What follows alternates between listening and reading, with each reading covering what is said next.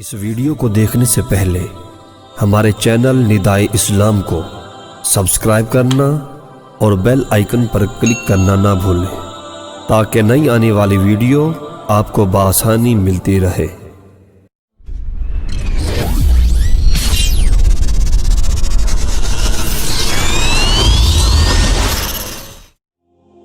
حضرت سیدنا خالد بن ولید رضی اللہ تعالی عنہ سے روایت ہے کہ ایک اعرابی یعنی عرب شہر کے دیہاتی نے بارگاہ رسالت مآب میں حاضری دی اور عرض کی کہ میں چاہتا ہوں کہ روز قیامت میرا حشر نور میں ہو۔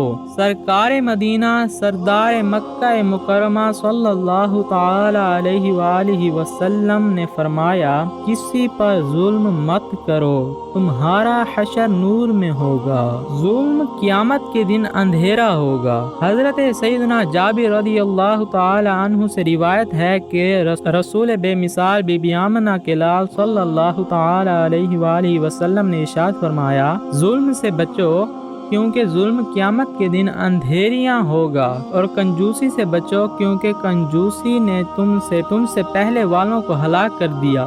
کنجوسی نے انہیں رغبت دی کہ انہوں نے خون ریزی کی اور حرام کو حلال جانا۔ مفسر شہیر حکیم الامت حضرت مفتی احمد یار خان علیہ رحمت الحنان اس حدیث پاک کے تحت لکھتے ہیں، ظلم کے لغوی معنی ہے کسی چیز کو بے موقع استعمال کرنا اور کسی کا حق مارنا۔ اس کی بہت قسمیں ہیں۔ گناہ کرنا اپنی جان پر ظلم ہے، قرابت داروں یا قارض خواہوں کا حق نہ دینا ان پر ظلم، کسی کو ستانا ایذا دینا اس پر ظلم۔ یہ حدیث سب کو شامل ہے اور حدیث اپنے ظاہری معنی پر ہے، یعنی ظالم پل صراط پر اندھیریوں میں گرا ہوگا۔ یہ ظلم اندھیری بن کر اس کے سامنے ہوگا، جیسا کہ مومن کا ایمان اور اس کے نیک اعمال روشنی بن کر اس کے آگے چلیں گے۔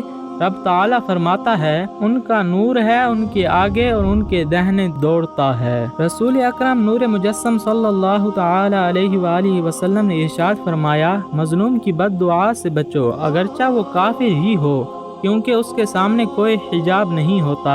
شارح بخاری علامہ ابو الحسن علی بن خلف قرطبی علیہ رحمت اللہ الکبیر شرح بخاری میں لکھتے ہیں، ظلم تمام شریعتوں میں حرام تھا۔ حدیث پاک میں ہے، مظلوم کی دعا رد نہیں کی جاتی اگرچہ وہ کافر ہی کیوں نہ ہو۔